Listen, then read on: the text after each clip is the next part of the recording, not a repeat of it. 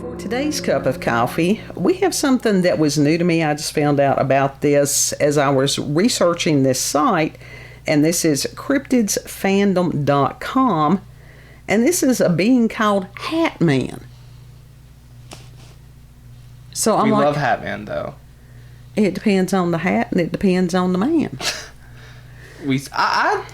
Were you familiar with this one? I think I had asked you about it. Yeah.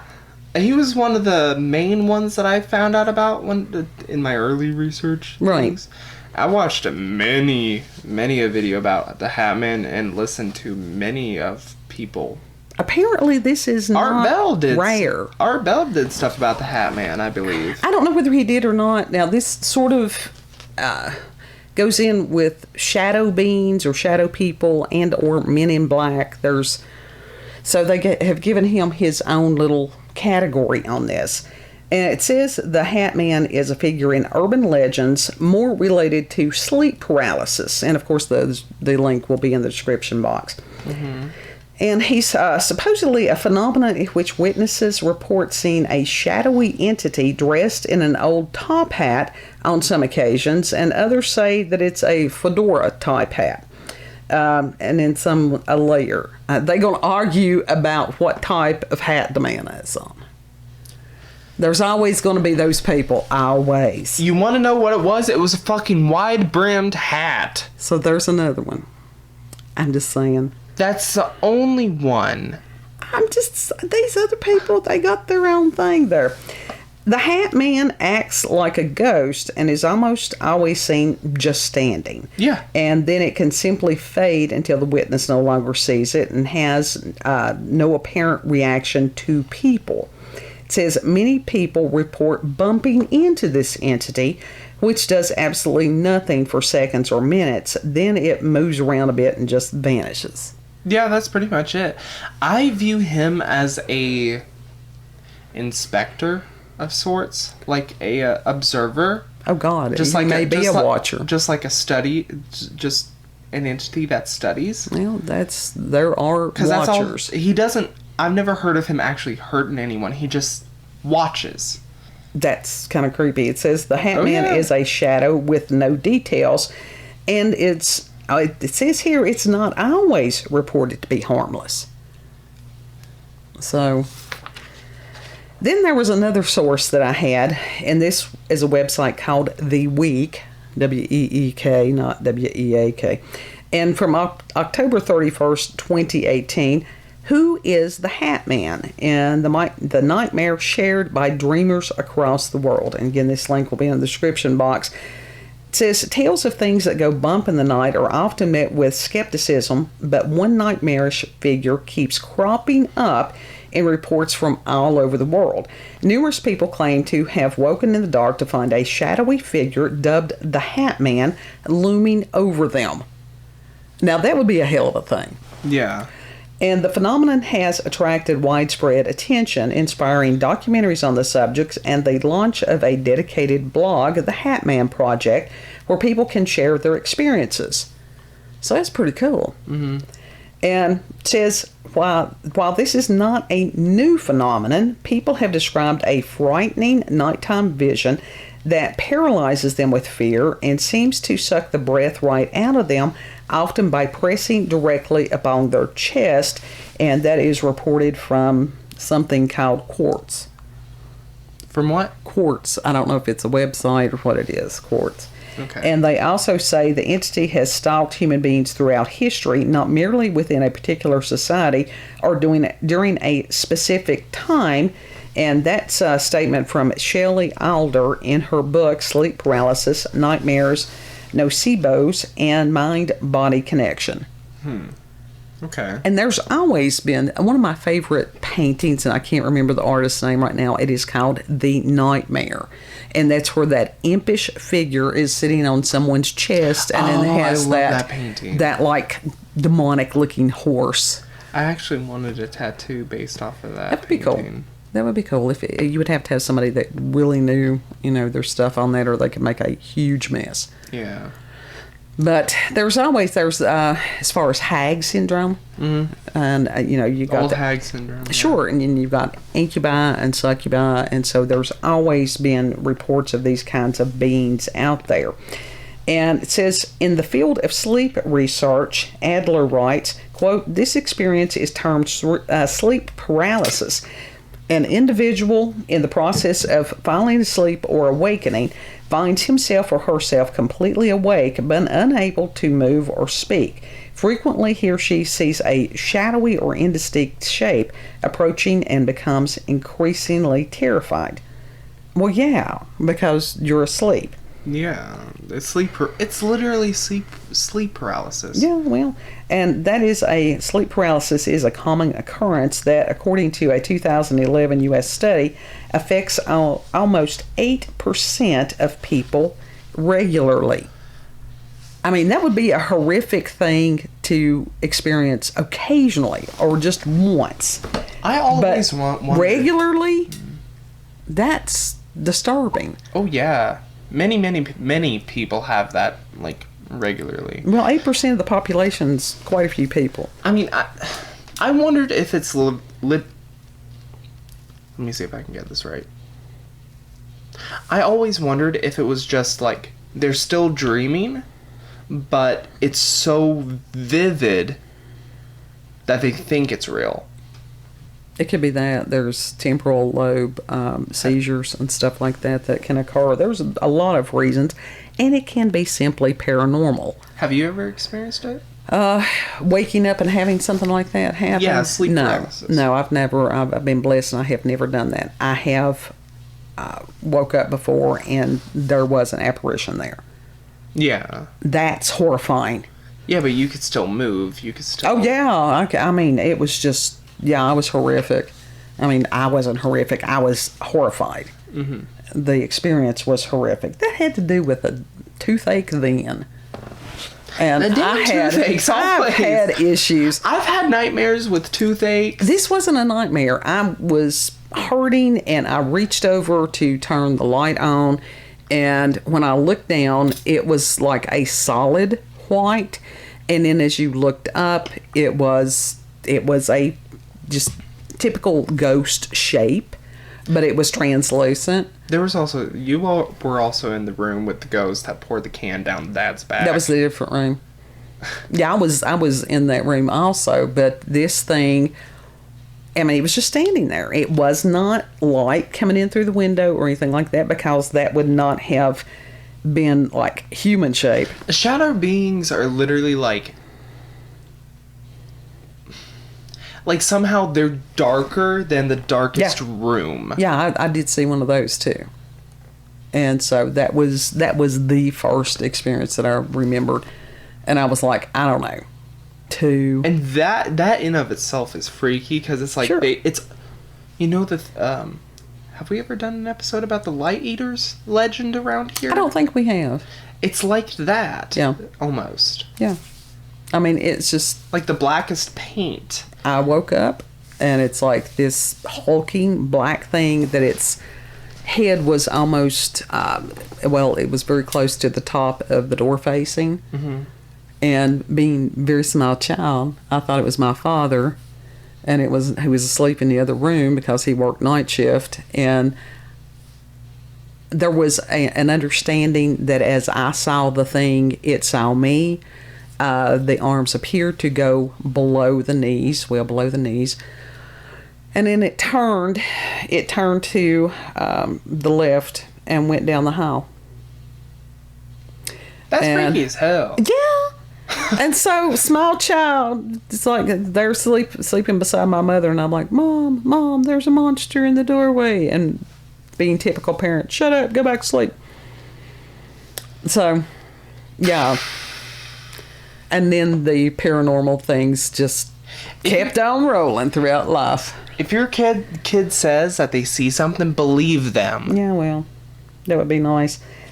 It says Dr. Alon Avedon, director of the Sleep Disorders Center at University of California, Los Angeles, told Quartz, like I said, this is either a website or a magazine or something, that visions of spiders and insects are common amongst sufferers of sleep paralysis. That would be horrible. To think that you've got bugs on you and you can't move. That's like fear factor shit. I was literally about to say, because they could not move. They were not allowed to move one bit. No, that's horrific. Avedon stated, what they're seeing is very real to them, and they're reacting to the image in a way that seems to be very similar across individuals, across cultures, and across geographies, end quote. Some experts say the idea of the Hat Man may be subconscious reworkings of figures from popular culture, including popular horror films in recent times. Quote, when I sat and thought about the Hat Man, the thing that came to my mind was Freddy Krueger from The Nightmare on Elm Street. And we can see that. I can understand that easily. I mean, wasn't Freddy Krueger based off of the Hat Man? Well, it says, and that quote was from Christopher French, a psychology professor at Goldsmiths University of London. And he further states, this notion that you can be attacked when you're asleep, that's when you're vulnerable. And of course, Krueger wears a hat, end quote. But a 2017 paper by leading neuroscientists, who have names that I'm not going to try, proposed neurological theories for why some people hallucinate shadowy figures during sleep paralysis. Rapid eye movement, or REM, sleep often creates the most emotionally charged dreams, so our brain paralyzes our body to ensure we don't hurt ourselves. And those who sleepwalk, that mechanism sort of misfires. Kitty! Yeah. Kitty! Sometimes, did you tell the story? I don't know. I'll tell that in a minute. Sometimes we wake up mentally while still under the spell of REM paralysis, and the vivid, sometimes terrifying dreams of REM sleep can spill over into emerging wakefulness, the two scientists conclude. They theorize that the part of the brain responsible for processing the body map and self is disturbed, often resulting in the dreamer projecting a human-like figure. No. Yes, occasionally. Not often. I'm really glad it has not been that often as far as the sleepwalking, because that's very disturbing. Now, I have had some dreams that were extremely vivid. Right. And, like, that literally froze me. Right. Like, I think I told you about the dream down at Dad's. About the vent in the hallway that I heard voices coming out of. And it literally, like, I was frozen. Right. And it's like I tried to scream and yell for help. Oh, those are horrible dreams. And it's like all that would come out was like... Yeah. And you wonder, in those type of dreams where you're trying to scream and you can't, is that a form of sleep paralysis? That's what I've wondered. I think it is. At least I would like to believe that it is, but like I said, for people who do have sleepwalking, especially kids that sleepwalk, yeah, that's got to be, there's something structurally wrong within the brain that the paralysis mechanism would not kick in, and you have to really watch those kids or they can get hurt. Oh yeah, there's this girl that I watch on TikTok, and she suffers with sleep paralysis, and cheese is one of the triggers. Like if she eats cheese, yeah, okay. if she eats any sort of dairy thing before she goes to bed, like that's what really triggers it. She's literally run out of the house before. And one time she was completely butt naked. Right. Completely butt naked. Out of the house in the middle of the snow. Like down the street. Did she remember what the dream was that caused that, or? I don't think she did, but she she has security cameras around her house, and they, like, obviously they caught that, and you could hear her talking and such like that, and she was giddy, but she was like, just zooming away. That sounds like some kind of weird food allergy or something, doesn't it? Yeah. So I don't know, but stress is also a cause. Oh yeah, stress is the somnambulism with that. Yeah, that'll do it. That and other things. Which she goes through a lot of stress because her husband had brain damage. And God love her. Yeah. It ain't no wonder that she's doing that. This still doesn't explain why that. This being would take the form of someone with a hat. I guess because it is familiar in a way. People don't wear hats anymore often. They don't. Well, beanies. Nobody wears a top hat Right. anymore. Or a fedora. Or nobody wears like a wide-brimmed Children of the Corn hat, which Right. is that's mostly what his hat is sort of described as. But now I think there were some reports of the Men in Black that they did have fedoras on. Like I said, this could be some kind of crossover bean, some combination of all the other ones, or it could be in its own little category. But it is odd that it's described as having a hat. Yeah. And I don't get the cultural thing because, if it were back in the 40s or 50s when people regularly wore hats, that might be understandable, but, People back then were having sights of him, too. So... Yes, but that still would not explain people today seeing this figure in a hat. Like I said, I think it's an observer. I think he literally just sits there and studies people. Well, Scripture tells us about the watchers, and that was part of why we're in the mess we're in now, is that some of them decided to do more than watch. And so those beings were not disposed of their place, as far as I understand. They're still doing what they're supposed to be doing, except for the ones that, did decide to taint the gene pool and create their own race. That didn't work so good. Yeah. They got damned, so... Well, they're waiting for trial. Yep. Still? They have not been sentenced. Well, they've been sentenced, but as far as the actual final trial, no. We need to do that sometime as far as delve into the Book of Enoch and as far as what has happened to those fallen angels. I need to reread the... Was the Book of Enoch in the Bible? No, or whatever? no. That was a separate thing, and people have... there's been lots of debate about that, whether it should have been included. You have the Apocrypha, which are included in the Catholic Bibles, but are not in the Protestant Bibles for the most part. I think that it seems like that there is a church in Ethiopia that does include the Book of Enoch in their Bible. Mm-hmm. So, well, either way, I still need to reread the Bible to, refreshen my knowledge, my studies upon it. Well, the Book of Enoch was quoted, in Scripture, and I wonder so why it was removed. I don't know that it was ever totally part of Scripture. It was an additional reference. It was important enough to be quoted in there, so it has some kind of validity, or it wouldn't have been quoted. Right. And there's a lot of stuff that's, misinterpreted, misunderstood, has been mistranslated. So you really have to do, you have to study. Yeah. So, but as far as the watchers, yeah. And we don't know that there was just one group of watchers. Isn't there a legend around here about the watchers? Because I think Dad saw, they were lined up on the road. That was a different thing. Those were almost like sentinels. They weren't necessarily watchers. They were sort of... What is a sentinel? A sentinel is somebody who stands guard. Yeah. So almost as a protector. Yeah. Yeah, that was those spirits that... and his mother saw them the time that she came up here, too. Now, those of us that are indigenous to this area, most of us don't see them or haven't seen them. I've never seen them, so... Because you're not from outside of here. Yeah. And so I think that they are very protective. They're probably some kind of earth spirit, is what I figure. Yeah. Yeah. So if somebody's got...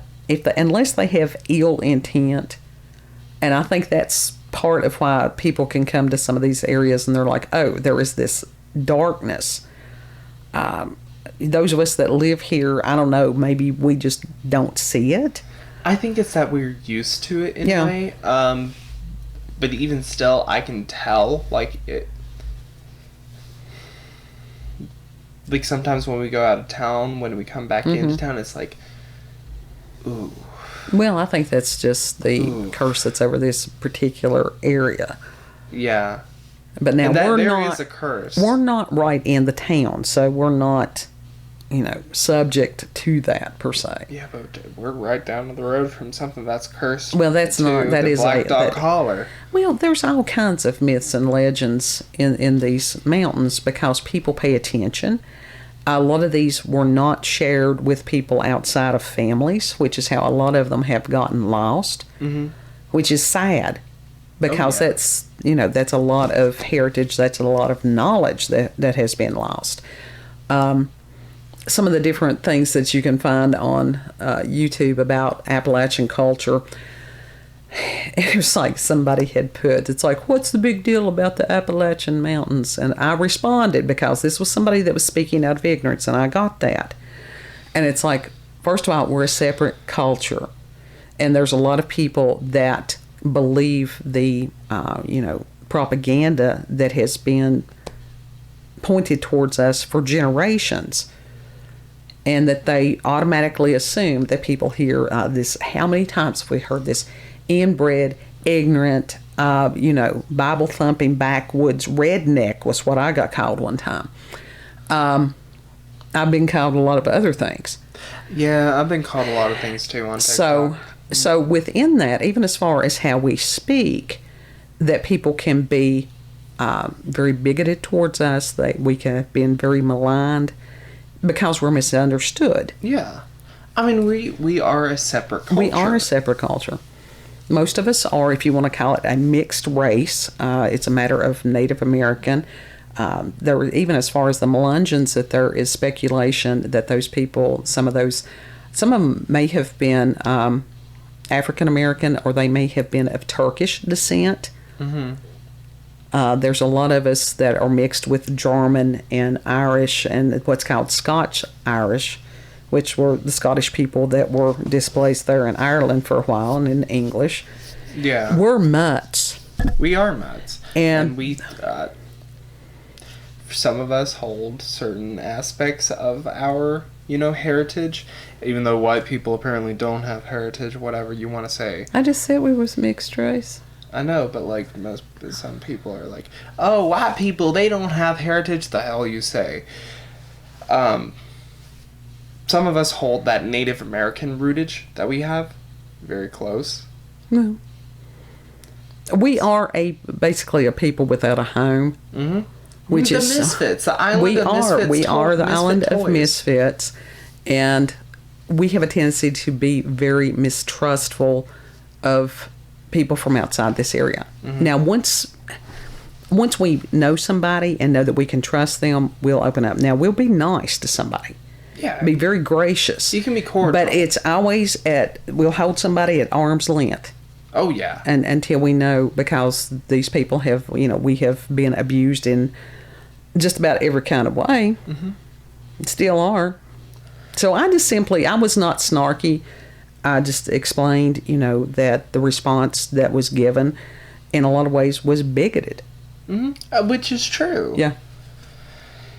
But, so we have so many legends, and even amongst this, with the research of this, because my father was afraid of me, and as far as the abilities and stuff, which made for a very sad childhood. And as far as the term witch, which was why later on in life, it's like I had been accused of being one for so long, so there for a while, I became one. I thought, well, let's just embrace this. Yeah. But there is a term, even within the mountains, that the word witch did not necessarily mean what I thought it meant. These were people that were herbalists. They did know as far as ways of healing. A lot of it was I don't want to say folk medicine, but there were different, as far as curing warts. If you rub your hand, on the brass of a coffin, it's supposed to cure warts. There's another way that you're supposed to, I can't remember if it was a 10-penny nail or something like that you were supposed to rub that on the wart, go out and bury it, do different things. I was never into any of that, but the people who were considered mountain witches, some of them did have that knowledge. Our family had other knowledge. Yeah, and even as far as what'd you call them, the ones that lined the road? The observers, sentinels. Yeah, I'm wondering if the Hat Man is like sort of an overhead of the observers, and he just travels from person to person who he finds the most interesting. I don't know. I think that there's people that call things to them, and they don't even know what they're doing. They do that out of ignorance. That was just like we were watching that about the Dybbuk box earlier today, and It's like, don't touch it. that you've got the academia and stuff for so long that they want to believe that they know everything, and if it goes against their doctrine, you're a heretic. Science. And so there are so many things that are out there that have been discredited, have been discounted, that are affecting people. The ones who have the knowledge are a lot of times remain silent because they have been shamed into silence. Like what Bob Lazar, you know, Absolutely. If he knew what he was getting into, he would have kept quiet. Right. There's a lot of them that were like that. So, and my ex-files Perfect timing. So there's a lot of things with we've got stuff all around us. Mm-hmm. So and here we are just trying to make it through the day. Yeah. And it's a matter of opening your eyes, not just physical eyes, not just the eyes of your heart, but your spiritual eyes. And you'd be amazed of what's out there. I wouldn't mind seeing the Hat Man as long as he didn't. I don't think he's harmful. I don't want anything looming and leering. I mean, yeah, I'm going to be If it's- spooked the first couple of times, but like, If it's to the point that it can be observed and frighten the observer, then no. That's either has a malevolent intention or it's stupid, and either way I don't want it in my house. have you got something stupid in your house? Oh, so anyhow, Yeah. so if you've had experiences with the, was you going to say something else? No. You threw your head back like I had interrupted you. No, my neck's hurting. Okay. So if you've had experiences with the paranormal, not the paranoid, I don't know why that is stuck in my head this week. need Oh, a chiropractor. If you've had experiences with paranormal, supernatural encounters with UFOs, aliens, cryptids, if you have had experiences with the Hat Man, shadow beings, sleep paralysis, if you've got local, regional, or family myths or legends, if you would like to share with us different, if you want to call them occult, that just simply means hidden Yeah. practices within your area or within your culture, send us an email to cupofcoffeewithscream@gmail.com. Email address is in the description box, so you don't have to struggle to remember that. Mm-hmm. Know that you're loved. Know that you are appreciated. And know that you have a place on this planet. This is a safe place for y'all. Y'all are always welcome here, as long as you are respectful. So, and a lot of y'all are, and we adore y'all. Oh, there's a lot of people that if they would come here, they would find out it's totally not like Hollywood has made it to be. We're just chill, man. We're just trying to get by. Yeah. We're just trying to eat food, have a cup of coffee. Well, for me, it would be like soda. So, Come meet our Mountain Goth family. yeah. But if you like this video, don't forget to like, share, comment, and most of all, subscribe and click that notification button of daily notifications for our daily uploads. Thank you all. Have a good and eat a lovely hot dog, lovely grilled cheese sandwich, do a lovely cookout. Because it is spring now and summer's right around the corner. Have a good time. Touch grass. Enjoy. Seriously, enjoy the outdoors. Don't worry about the watchers or anything. Just ignore them. Yeah, enjoy your world. Mm-hmm. And we'll see you on the next cut. Bye. Bye.